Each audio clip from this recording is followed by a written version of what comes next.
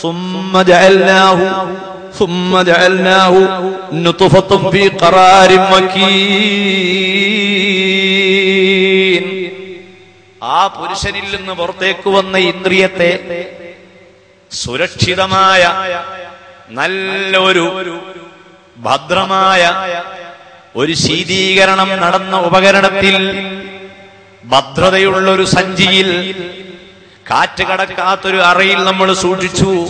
മുഹമ്മദ് എന്ന നബിയെ സൂക്ഷിച്ചു, ഗർഭാശയത്തിൽ സൂക്ഷിച്ചു. ശാസ്ത്രം പറയുന്നു, മോറിസ് ബുക്കായി പറയുന്നു, ശാസ്ത്രജ്ഞനാണ്, 10 കൊല്ലക്കാലം ഭ്രൂണശാസ്ത്രത്തെ സംബന്ധിച്ച് പഠിച്ച മോറിസ് ബുക്കായി പറയുന്നു, മനുഷ്യന്റെ ശരീരത്തിലേക്ക് അവന്റെ ശരീരത്തിൻ്റെതല്ലാത്ത വല്ലതും ആ ശരീരത്തിലേക്ക് കടന്നാൽ അത് പെട്ടെന്ന് പുറത്തേക്ക് പോയി കളയും.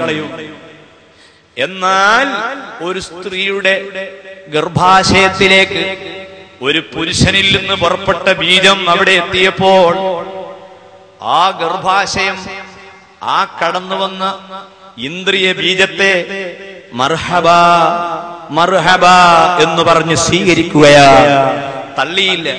സാധാരണ ശരീരത്തിന്റെ സ്വഭാവം, നമ്മള് ഒരു കഷ്ണം ഇറച്ചി തിന്നാല് നമ്മൾ ആ കഴിക്കുന്ന ഇറച്ചി നമ്മളെ കൊടൽമേൽ ഒട്ടിപ്പിടിച്ച് അവിടെ നിൽക്കുവോ? ഇല്ല. അങ്ങനെ ഒരു സംശയം അവിടെ ഉണ്ടല്ലോ. ഒരു പച്ച മാംസക്കഷണം ഒരാള് ബിസ്മിയോട് കൂടിയോ ബിസ്മില്ലാതെയോ തിന്നു വെക്കുക. പച്ച മാംസം തിന്നലില്ല ആരും. ഒരാള് തിന്നു, അത് വയറ്റിലെത്തി, പിന്നെ അത് പോകുന്നില്ല, പിന്നെ അവിടെ ഒട്ടിപ്പിടിച്ച് കിടക്കുക. തിന്നു ഇറച്ചിയല്ല അവിടെ ഇങ്ങനെ ഒട്ടിപ്പിടിക്കുക. അങ്ങനെ ഉണ്ടോ? ഇല്ല. പിന്നെ ഒരു മനുഷ്യന്റെ ശരീരത്തിൽ അവന്റേതല്ലാത്ത എന്തെങ്കിലും ആ ശരീരത്തിലേക്ക് എത്തിയാൽ ആ വസ്തുവിനെ ശരീരം പുറത്തേക്ക് വിസർജിക്കും. എന്നാൽ ഇന്ദ്രിയ ബീജത്തെ ഗർഭാശയം അങ്ങനെയല്ല ചെയ്യുക, സ്വീകരിക്കും. അല്ലാഹു പറയുന്നു, ആ ബീജം രക്തക്കട്ട മാംസക്കട്ടയായി മാറുന്നു. ആ മാംസപിണ്ഡം എല്ലുകളുള്ളതായി മാറുന്നു. ഇതൊന്നൊരു അത്ഭുതമാണ്. ആ എല്ലിന് നാം നല്ല തൊലി കൊണ്ട് പൊതിഞ്ഞു, ഇറച്ചി കൊണ്ട് പൊതിഞ്ഞു. 9 മാസവും 9 ദിവസവും 9 മിനിറ്റും 9 സെക്കൻഡും കഴിഞ്ഞപ്പോൾ ആ കുട്ടി ഉമ്മയുടെ ഗർഭത്തിൽ നിന്ന് പുറത്തേക്ക് വന്നു. ഫതബാറകല്ലാഹു അഹ്സനുൽ ഖാലിഖീൻ.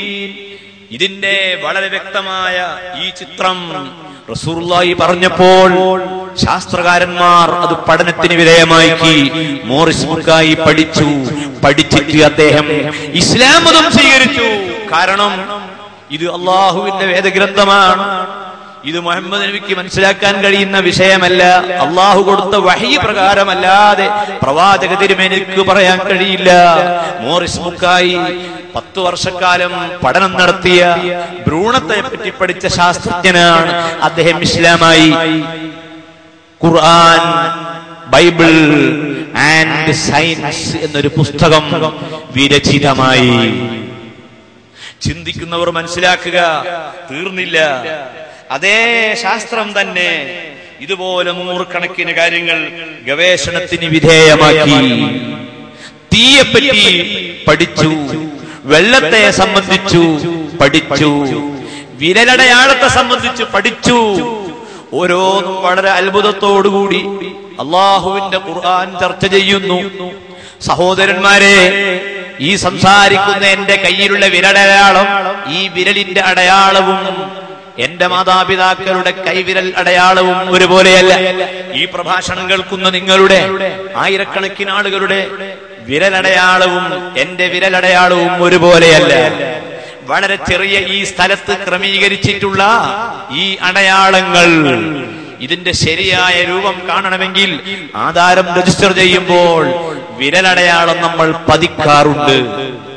വിരലടയാളത്തെക്കാൾ വലിയ ഒരു ഐഡന്റിറ്റി ഒരു മനുഷ്യന്റെ ജീവിതത്തിൽ വേറെയില്ല. ഒപ്പ് കൃത്രിമമായി ഇടാൻ കഴിയും. എന്റെ ഒപ്പ് നിങ്ങൾ കുറെ ശ്രമിച്ചാൽ കഴിയും. നിങ്ങളുടെ പലരുടെയും ഒപ്പ് ശ്രമിച്ചാൽ എനിക്ക് കഴിയും. ബാങ്കിൽ നിന്ന് അങ്ങനെ കേസ് മുക്കിക്കൊണ്ടുപോകുന്ന ഒരുപാട് മനുഷ്യന്മാര് ഉള്ള കാലഘട്ടമാണല്ലോ ഇത്. എന്നാൽ ഒരാൾക്കും കൃത്രിമമാക്കാൻ കഴിയാത്ത വിരലടയാളത്തെ സംബന്ധിച്ച് വിശുദ്ധ ഖുർആൻ പറയുന്നു. വിശുദ്ധ ഖുർആൻ കാര്യം പറയുകയാണ്. ഖുർആൻ വളരെ ഭംഗിയായ കാര്യം പറയുന്നു. ബലാ ഖാദിരീന അലാ അൻ നുസവ്വിയ ബനാനഹു. മനുഷ്യന്റെ വിരലടയാളം നാം ക്രമപ്പെടുത്തിയിരിക്കുന്നു. നമ്മൾ അതിന്റെ പിന്നിൽ പ്രവർത്തിക്കുന്നത് നമ്മളാണ്. ശാസ്ത്രം വളരെ വൈകി മാത്രം കണ്ടെത്തിയ യാഥാർത്ഥ്യങ്ങളിലേക്ക് 14 നൂറ്റാണ്ടുകൾക്ക് മുൻപ് വിരൽ ചൂണ്ടുവാൻ കഴിഞ്ഞ വേദഗ്രന്ഥത്തിന്റെ സൗന്ദര്യം ശാസ്ത്രകാരന്മാർക്ക് മനസ്സിലാക്കാൻ, അവർക്ക് ഖുർആനിലേക്ക് അടുത്തു വരാൻ ഇതുപോലെ നൂറുകണക്കിന് ആയിരക്കണക്കിന് സൂചനകളുണ്ട്. ഞാൻ അങ്ങോട്ട് കിടക്കുന്നില്ല. മൂന്നാമത് വേദഗ്രന്ഥമാകുന്ന വിശുദ്ധ ഖുർആൻ, ആ ഖുർആനുമായി വളരെ അകന്നു കഴിയുന്ന ഒരു ജനവിഭാഗം ലോകത്തുണ്ടായിരുന്നു. അവരാരാണെന്നറിയാമോ? അവര് കവിതകളുടെ പിന്നാലെ, പാട്ടിന്റെ പിന്നാലെ, മദ്യത്തിന്റെ പിന്നാലെ നടക്കുന്ന വലിയൊരു ജനവിഭാഗം ലോകത്തുണ്ട്. അവർക്ക് പലപ്പോഴും ഖുർആൻ അല്ലെങ്കിൽ മതം എന്ന് പറഞ്ഞാൽ ഒരു പുച്ഛമാണ്. കവിത എഴുതുന്ന ആളുകൾ, കവിത പാടുന്ന ആളുകൾ, നോവലിസ്റ്റുകൾ, പാട്ടുപാടുന്നവർ, അവർക്ക് പലപ്പോഴും വേദഗ്രന്ഥത്തിലെ വരികളോട് അനിഷ്ടമായിരുന്നു. മതനിയമങ്ങളോട് തന്നെ അവർക്ക് പുച്ഛമാണ്. അവരുടെ സ്വഭാവം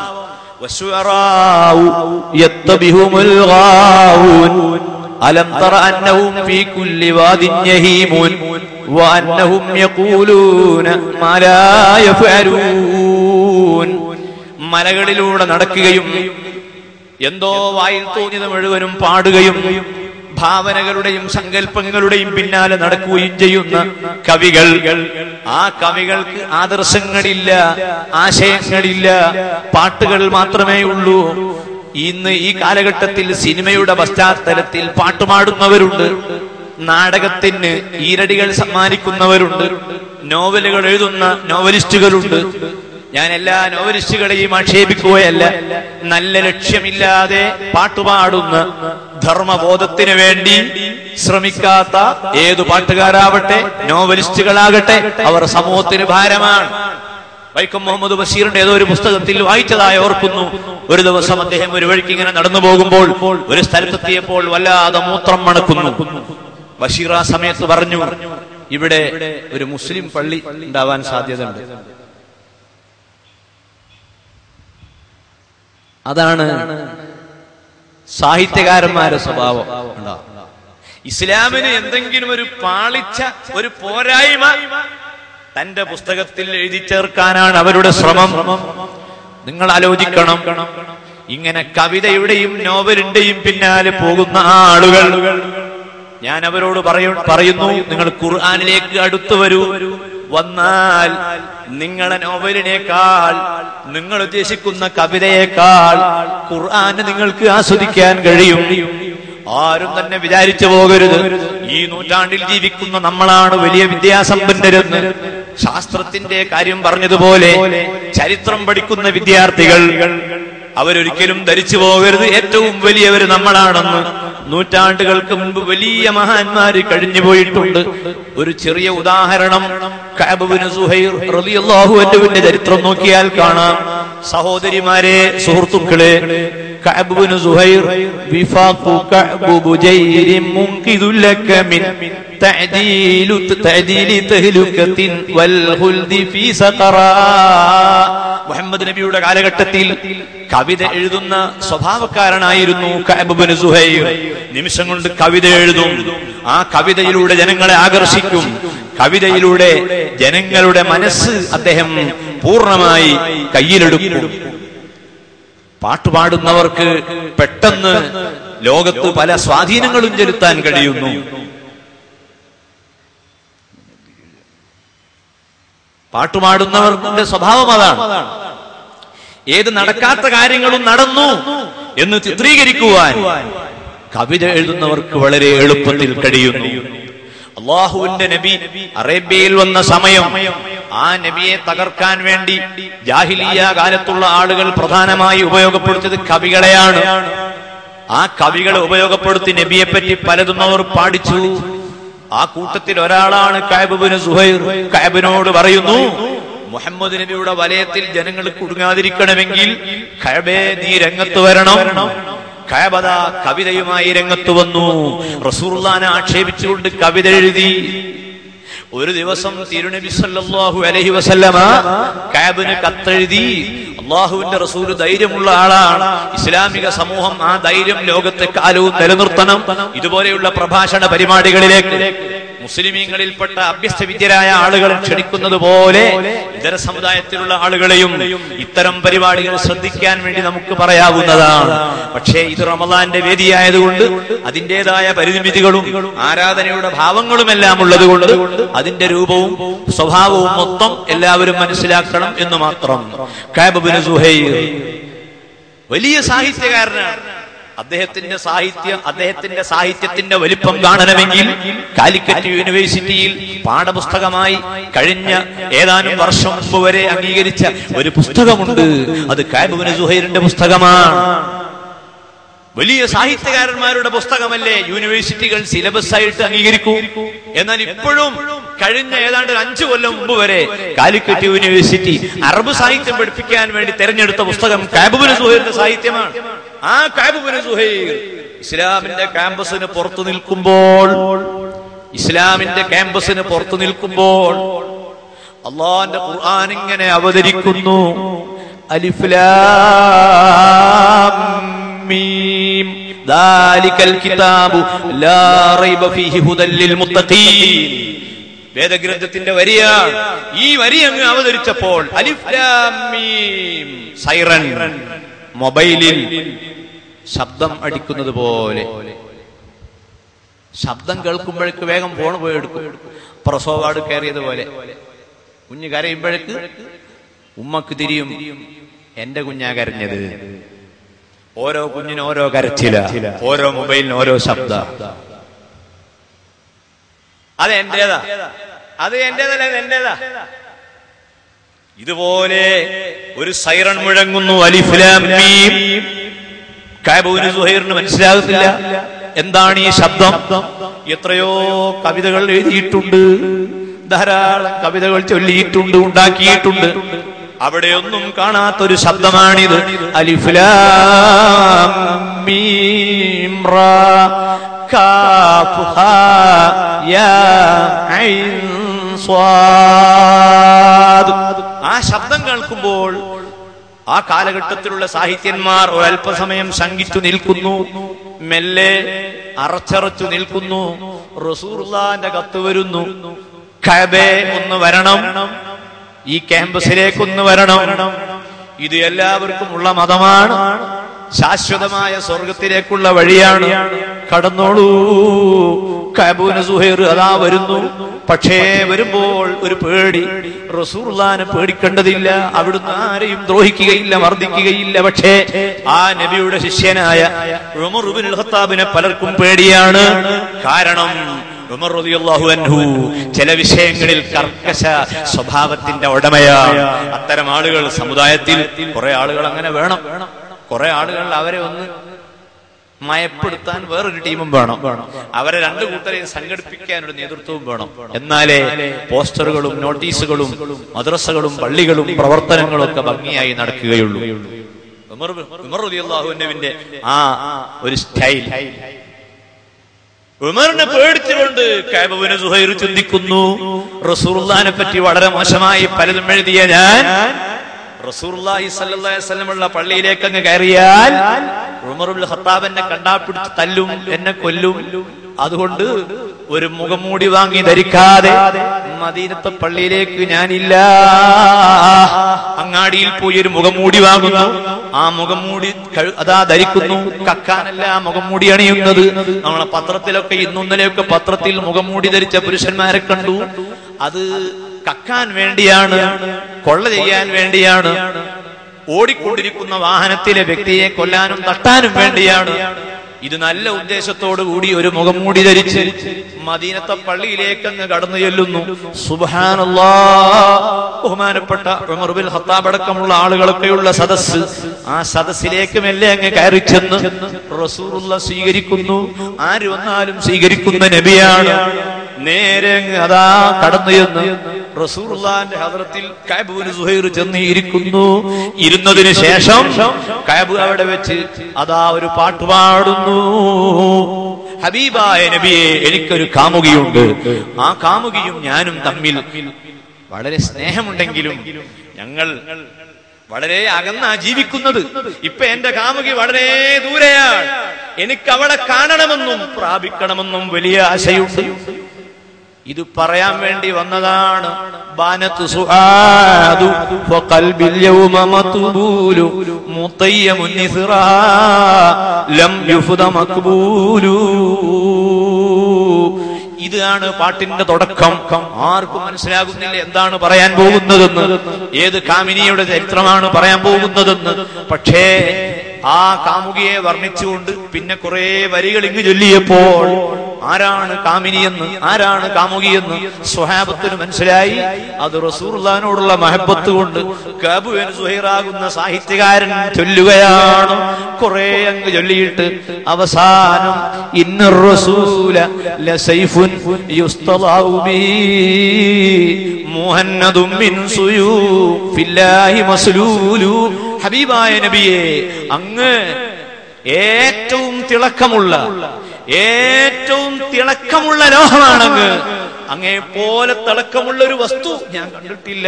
അങ്ങയുടെ മുഖം പോലെ പ്രകാശമുള്ള ഒരു മുഖം ഞാൻ കണ്ടിട്ടില്ല. അങ്ങയുടെ വായിൽ നിന്ന് വരുന്ന ഈ വരികൾ പോലെ ആകർഷകത്വമുള്ള ഒരു വരി ഞാൻ കണ്ടിട്ടില്ല. അതുകൊണ്ട് ഞാൻ വന്ന ആവശ്യം പറയട്ടെ. പല ആളുകളുടെയും സമീപത്ത് ഞാൻ പോയിട്ടുണ്ട്, പലരുടെയും കൈ ഞാൻ പിടിച്ചിട്ടുണ്ട്. എന്നാൽ ലോകരക്ഷിതാവായ പടച്ചറബിന്റെ അനുഗ്രഹമുള്ള അങ്ങയുടെ കൈ ഞാൻ പിടിച്ചിട്ടില്ലല്ലോ. എന്റെ ജീവിതം മുഴുവനും നിങ്ങളെ വിമർശിച്ച് നശിച്ചു പോയല്ലോ. അതുകൊണ്ട് നിങ്ങൾ കൈയൊന്നു നീട്ടണം.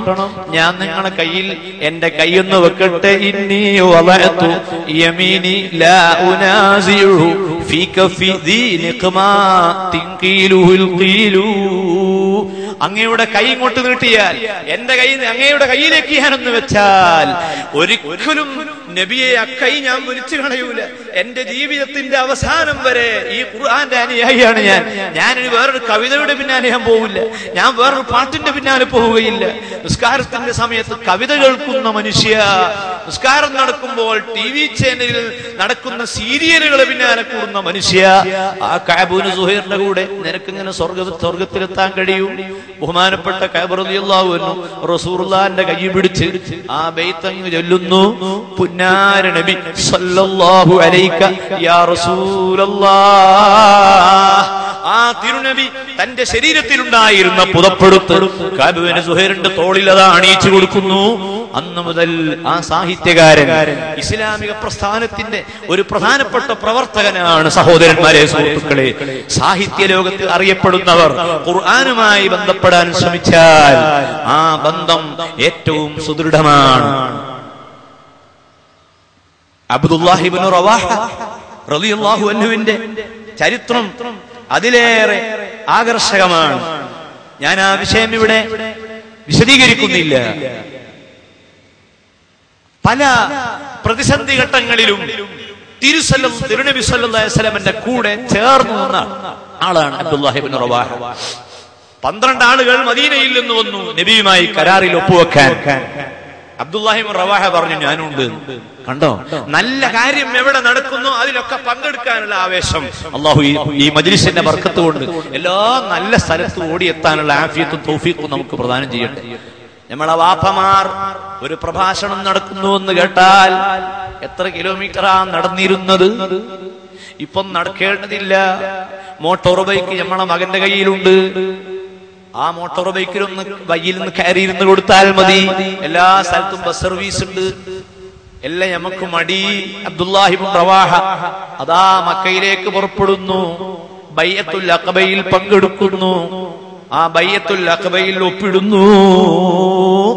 ആ അബ്ദുല്ലാഹി ഇബ്നു റവാഹ റസൂലുള്ളാഹി സ്വല്ലല്ലാഹു അലൈഹി വസല്ലമ മക്കയിലേക്ക് വീണ്ടും വന്നപ്പോൾ, തവാഫിന് വേണ്ടി വന്നപ്പോൾ, റസൂലുള്ള കഅബ ഇങ്ങനെ തവാഫ് ചെയ്യുമ്പോൾ അബ്ദുല്ലാഹി ഇബ്നു റവാഹ എന്ന സാഹിത്യകാരന് ആ രംഗം കണ്ടപ്പോ നിപ്പ് വരുന്നില്ല. ഉടനെ തന്നെ അദ്ദേഹം റസൂലുള്ളാഹിനെ മദ്ഹ് ചെയ്ത് ഇങ്ങനെ പാടുന്നു. റസൂലുള്ളാഹിനെ മദ്ഹ് ചെയ്യാത്തൊരു സ്വഹാബിയുമില്ല. നബിയെ മദ്ഹ് ചെയ്യാത്തവൻ ഇസ്ലാമിലവൻ അംഗമല്ല. ആ നബിയോട് സ്നേഹം വേണം, ആ നബിയുടെ മദ്ഹ് പാടണം, ആ മദ്ഹ് പറയണം. യാ റബ്ബി ലൗലാ അൻത മഹ്തദൈനാ ولا تصدقنا ولا صلينا فأنزلا سكينة علينا وثبت الأقدام إلا قينا إن الذين قد بغوا علينا إذا أرادوا فتنة آبينا. റസൂലുള്ളാഹിയെ മദ്ഹ് ചെയ്തുകൊണ്ട് ഉംറത്തുൽ ഖളാ എന്ന് പറയുന്ന ഉംറ നടക്കുമ്പോൾ, റസൂലുള്ളാഹി തവാഫ് ചെയ്യുമ്പോൾ ഇബ്നു റവാഹ പാടുകയാണ്. ഹബീബിനോട് അത്രയും മഹബത്തുള്ള അബ്ദുല്ലാഹി ഇബ്നു റവാഹ, ആ മഹബത്തുള്ള അബ്ദുല്ലാഹി ഇബ്നു റവാഹ റസൂലുള്ളാഹി സ്വല്ലല്ലാഹു അലൈഹി വസല്ലമയുടെ കൂടെ എങ്ങനെ എത്തി? കുറെ പൊട്ടന്മാർ കൂടിയിട്ട് ഇസ്ലാമിൽ ചേർന്ന് പൊട്ടക്കളി കളിച്ചതല്ല. ഇസ്ലാമിലെല്ലാം പൊട്ടന്മാരാ? നിങ്ങള് അങ്ങനെ ധരിക്കരുത്. കർഷകരുണ്ട്, കർഷക തൊഴിലാളിയുണ്ട്, ഡ്രൈവറുണ്ട്, കണ്ടക്ടർ ഉണ്ട്. മറ്റേ പോക്കറ്റടിക്കാരനെ നമുക്ക് വേണ്ട, കള്ളനെ നമുക്ക് വേണ്ട, തോന്നിയാസിയെ നമുക്ക് വേണ്ട. എല്ലാവരും ആ നബിയുടെ കൂടെയുണ്ട്. ആ റസൂലുള്ളാഹിന്റെ വരിയിൽ, ആ വരിയിൽ ആരൊക്കെയാണ് കാണുന്നത്? എത്ര വലിയ വലിയ മിടുക്കന്മാരാണ് അതിലുള്ളത്. നിമിഷനേരം കൊണ്ട് കവിത എഴുതുന്ന മുഴുവൻ ആളുകളും നബിയുടെ സൈന്യത്തിൽ, നബിന്റെ മജ്ലിസിൽ വന്നുപോയി. പേർഷ്യക്കാരനായ സൽമാനുൽ ഫാരിസി നബിയുടെ കൂടെയുണ്ട്. എത്യോപ്യക്കാരനായ ബിലാലും അവിടെയുണ്ട്. യമനിൽ നിന്ന് വന്ന അബൂ മൂസൽ അശ്അരിയുണ്ട്. കേരളത്തിൽ നിന്ന് വന്ന ചേരമാൻ പെരുമാൾ അവിടെ എത്താൻ കഴിയാതെ വഴിയിൽ മരിച്ചുപോയ ചരിത്രവുമുണ്ട്. ലോകത്തിന്റെ എല്ലാ ഭാഗങ്ങളിൽ നിന്നും വന്ന പ്രതിനിധികൾ, ആ പ്രതിനിധികളെ മുഴുവനും ഉൾക്കൊണ്ട് ഈ ലോകത്തോട് വിട പറയുന്ന സമയം 1,00,000-ലധികം അനുയായികളെ സാക്ഷിയാക്കിക്കൊണ്ട് അവരോട് പ്രഖ്യാപിക്കുന്നു, നിങ്ങൾ ഇന്ന ഹാദിഹി ഉമ്മത്തുക്കും ഉമ്മത്തം വാഹിദ, നിങ്ങൾ ഒറ്റ സമൂഹമാണ്, ഒരു സമൂഹമാണ്. ഈ സമൂഹത്തിലെ വിവിധ തുറകളിലുള്ള മുഴുവൻ ആളുകൾക്കും ആസ്വദിക്കാവുന്ന മഹത്തായ സൗന്ദര്യമാണ് ഖുർആന്റേത്. ഖുർആന്റെ ആ സമഗ്രത, ആ സൗന്ദര്യം കാണാനും അടുത്തറിയാനും എല്ലാവർക്കും സന്ദർഭം നൽകുകയാണ് ഈ പ്രഭാഷണത്തിലൂടെ നാം ഉദ്ദേശിക്കുന്നത്. അതിനും പുറമേ, എല്ലാറ്റിനും പുറമേ ഇതൊരു മോട്ടിവേഷനായി മാറണം. ഖുർആൻ നമുക്കൊരു പ്രചോദനമായി മാറണം. ഉസ്താദേ, എനിക്കെന്തോ ഒരു ആവേശമല്ല. പത്രത്തിൽ പരസ്യത്തിൽ കാണുന്ന ആവേശത്തിന്റെ ഓരോ തൈലം വാങ്ങി കഴിക്കുന്ന തിരക്കാ മനുഷ്യന്. ഓരോ തൈലങ്ങൾ വാങ്ങി അവനിങ്ങനെ പൈസ ഉണ്ടാക്കുക. മരുന്ന് നമ്മളാണ് കഴിക്കുന്നത്, ഡോക്ടറുടെ തടിയാണ് നന്നാകുന്നത്. അങ്ങനെയാണ് ഇപ്പോൾ ഉള്ളത്. എന്നാൽ നല്ലൊരു മരുന്ന്, എവിടെയെങ്കിലും ആവേശത്തിന്റെ കുറവുണ്ടെങ്കിൽ ഖുർആനാകുന്ന ആ മഹത്തായ വേദഗ്രന്ഥത്തെ അടുത്ത് പിടിച്ചോളൂ. ആ ഖുർആനെ മാറിൽ ചേർത്തി വെച്ചോളൂ. ആ ഖുർആനുമായി അടുത്ത് ഇടപെടിക്കോളൂ. ആ ഖുർആൻ നിങ്ങൾക്ക് ആവേശം പകരും. അതാണ് പരിശുദ്ധ ഖുർആൻ നമുക്ക് പഠിപ്പിച്ചിട്ടുള്ള മഹത്തായ ആദർശം. അർഹമുർ റഹീമീനായ റബ്ബ് സുബ്ഹാനഹു വ തആല ആ വേദഗ്രന്ഥത്തെ ഉൾക്കൊണ്ട് അത് ജീവിതത്തിൽ പാലിക്കുവാനും മറ്റുള്ളവർക്ക് പഠിപ്പിച്ചു കൊടുക്കുവാനും നമ്മെ അനുഗ്രഹിക്കട്ടെ. സൂറത്തുൽ മുഅ്മിനൂൻ പശ്ചാത്തലമാക്കി അതിന്റെ ചെറിയൊരു ഭാഗത്തുനിന്ന് പെറുക്കിയെടുത്തൊരു സൗന്ദര്യം ഇവിടെ നിങ്ങളുടെ ശ്രദ്ധയിൽ പറഞ്ഞു എന്ന് മാത്രം. ആ വചനങ്ങളുടെ ഉള്ളടക്കങ്ങളിലൂടെ യാത്ര ചെയ്താൽ കൊല്ലങ്ങളോളം പറയാവുന്ന വിഷയങ്ങളാണ്.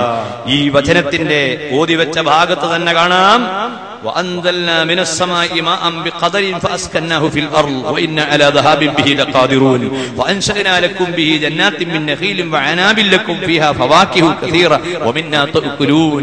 മുന്തിരി തോട്ടങ്ങൾ, ഈത്തപ്പന തോട്ടങ്ങൾ, പഴവർഗ്ഗങ്ങൾ എല്ലാം നിറഞ്ഞു നിൽക്കുന്ന ഭൂമിയെ നിങ്ങൾക്ക് വേണ്ടി തരപ്പെടുത്തിയ റബ്ബ് നിങ്ങൾ ഇതുവരെ ചിത്രം എന്താണെന്ന് മനസ്സിലാക്കിയിട്ടില്ലാത്ത മറ്റൊരു വസ്തുവിനെ പറ്റി പറയുന്നു. ഇന്നലക്കും ഫിൽ അനാം ലൈബറത്തൻ നുസ്ഖീകും മിമ്മാ ഫീ ബുതൂനി വലക്കും ഫീഹാ മനാഫിഉ കസീറത്തുൻ വമിൻഹാ തഅകുലൂൻ. നിങ്ങൾ ഇന്ന് വരെ പഠിക്കാത്ത, ചിന്തിച്ചിട്ടില്ലാത്തൊരു വിഷയം. നിങ്ങളെ വീട്ടിൽ ആടുണ്ട്, പശുവുണ്ട്. ആ പശുവിൽ നിന്ന് പാല് കിട്ടാറുണ്ട്, ആടിൽ നിന്ന് പാല് കിട്ടാറുണ്ട്. ആ പാൽ പുറപ്പെടുന്നത് എവിടെ നിന്നാണ്? അത് രക്തത്തിന്റെയും കാഷ്ടത്തിന്റെയും രണ്ട് അറകളുടെ ഇടയിൽ ഉള്ള മറ്റൊരു ചെറിയ പൈപ്പിലൂടെയാണ് പാല് കിട്ടുന്നത്. അത് തുറന്നു നോക്കിയാൽ അതിനെ വേർതിരിക്കുന്ന യാതൊരു അടയാളവും കുടലിൽ കാണുന്നുമില്ല. ആ പാൽ നിങ്ങൾക്ക് നൽകിയതുപോലെ നിങ്ങളുടെ ഭൗതിക ജീവിതത്തിൽ ഹലാലും ഹറാമും കൂടിക്കലർന്ന ജീവിതത്തിൽ അള്ളാഹുവിന്റെ മാർഗത്തിൽ ജീവിക്കാൻ വേണ്ടി നിങ്ങൾ ഉത്സാഹിക്കണം. അർഹമുർറാഹിമീനായ രാജസയ്യിദായ പടച്ചവൻ ആ ഖുർആൻ അനുസരിച്ച് ജീവിക്കാനുള്ള തൗഫീഖ് നമുക്ക് പ്രദാനം ചെയ്യട്ടെ. യാ അല്ലാഹ്, ഞങ്ങളിൽ നിന്ന് ഇതൊരു സ്വാലിഹ് അമലായി നീ സ്വീകരിക്കണേ റഹ്മാനേ. വസല്ലല്ലാഹു അലാ മുഹമ്മദ് വആലിഹി വസഹ്ബിഹി അജ്മഈൻ വൽഹംദുലില്ലാഹി റബ്ബിൽ